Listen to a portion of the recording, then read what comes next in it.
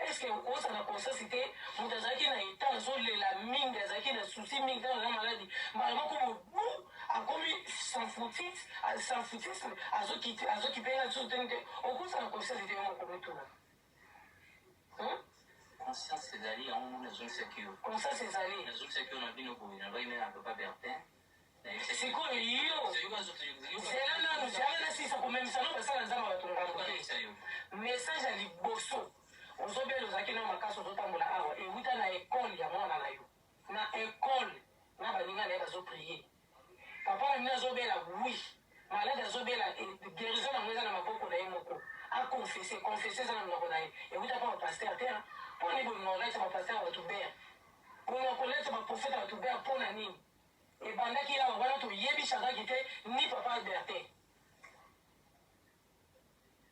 mwana na yo moko aye kobondela wana ndako aye kobimisa message kerene papa fa confesse aye kosala priere awa baye koyiso depression yo tosala depression nyonso to balobaki ezokokisa mazela ezo tozomona nzambe lokola aza moto ya masepo aza nzambe ya masepo osala depression te yo tokoma lokola moto aliboma te d'accord ezali tension ok tension masaki nayebaka te tension ekolisaka bato liboma par rapport à quel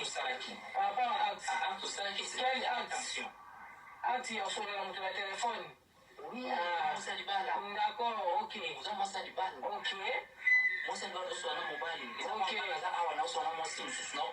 Ok. Même pas de salut acte, mais c'est pas bien du tout.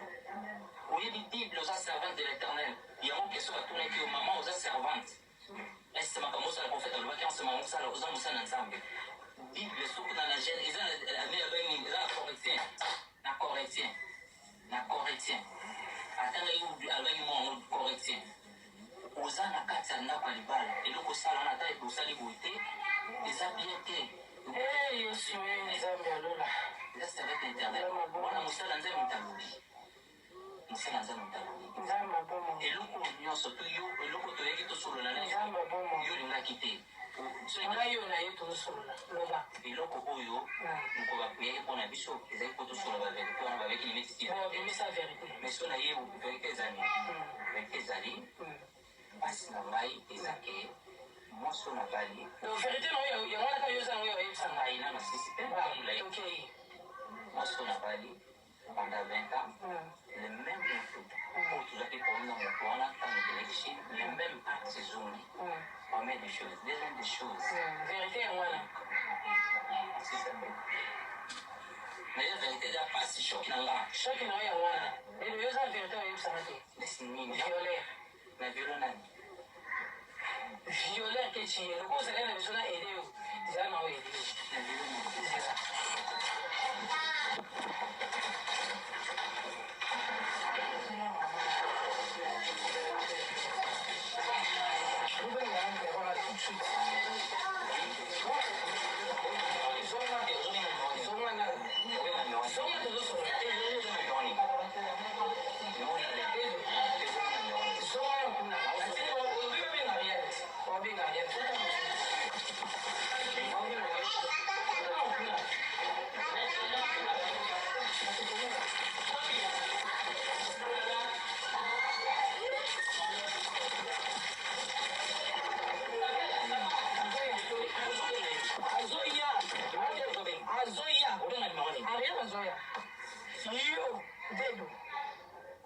mpe moto akosakanela orai obonga mpo moto akosakanela natuni yo nga moto akosakanela moto akosakanela obenga polisi eke polisi nani mna obenga awa na miso nani obenga na polisi awa na miso nango natinda benga rien nayelanga telefone dedo oza motema oza ngoki oza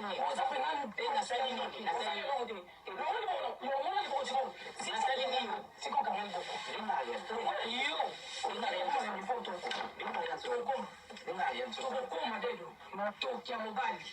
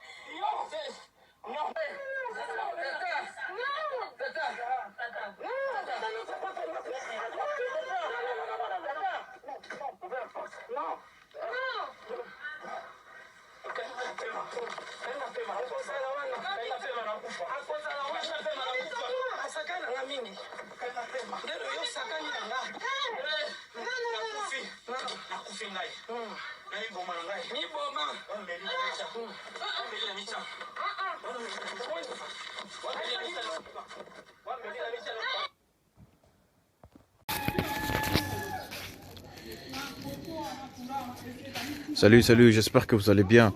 En fait, c'est plus pour les diasporas. C'est donc qui veulent passer leur séjour ici à Kinshasa. Alors pour tous vos déplacements, il y a une voiture à louer qui est là, marque Hyundai. La voiture elle est confortable, donc climatisée et tout. Donc la voiture répond vraiment aux normes.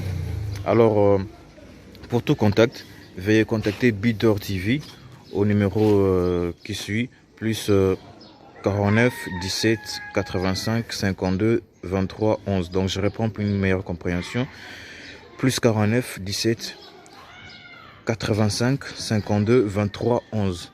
Donc la voiture elle est là, marque Hyundai. Donc voilà. Donc ici nous sommes à Kinshasa. Donc pour tous les diasporas, pendant tous vos séjours à Kinshasa, voilà la voiture elle est là pour vos déplacements et tout. Donc partout où vous voulez y aller, la voiture elle est là. Donc vraiment, veuillez contacter Bidor TV et vous ne serez pas déçus. Merci et bye. Oui, Botali, vidéo na biso, il y a publicité, voiture na biso na Congo, Mutolingo kende na yo Congo, contactez Bidor TV na voiture oyo tu komona okozala jamais déçu parce que Maman Bijou d'or a levi et zapo na biso ba diaspora. Maman Bijou d'or na besoin ya ba partenaire. Yo partenaire place aux alliés, contactez Maman Bijou d'or. Maman Bijou d'or a besoin d'un micro, Maman Bijou d'or a besoin d'un ordinateur. Vous sepez la na musala nanga soko lingi au soutenir Maman Bijou d'or na musala na ye numéro nanga ezawana. Merci.